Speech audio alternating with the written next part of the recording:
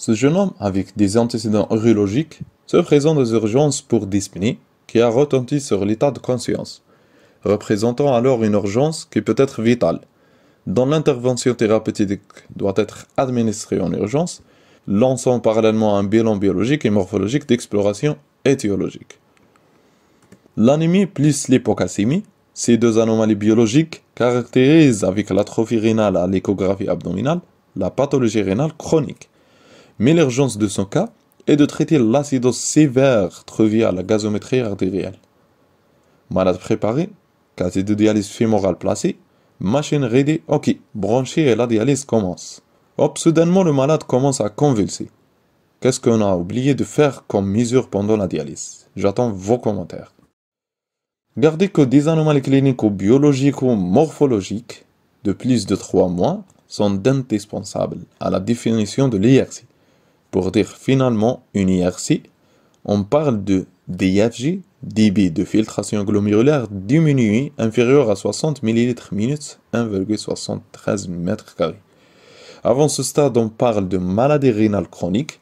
Cette dernière est confirmée par des anomalies cliniques, biologiques et morphologiques de plus de 3 mois. Et puis, stadifié selon le DFG en 5 stades, dont le dernier stade terminal représente l'évolution ultime de la MRC. Les étiologies diffèrent entre des causes pré-rénales, des causes rénales et autres post-rénales. Notre rôle comme médecin est de limiter la progression de la maladie rénale par 5 mesures essentielles.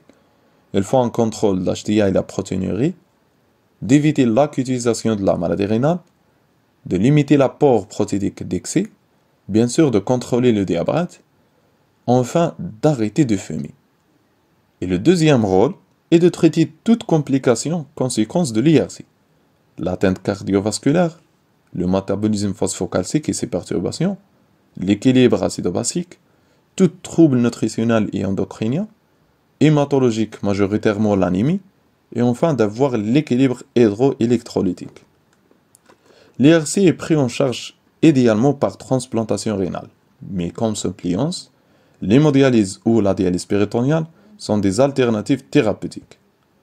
Je suis sûr que plus de détails essentiels pour bien comprendre l'une des notions les plus importantes pour les médecins ou étudiants en médecine, l'insuffisance rénale chronique. Donc vous trouvez ces détails dans la vidéo affichée, vous pouvez la consulter en la cliquant. Merci énormément pour tous ces supports et aides ou commentaires encourageants.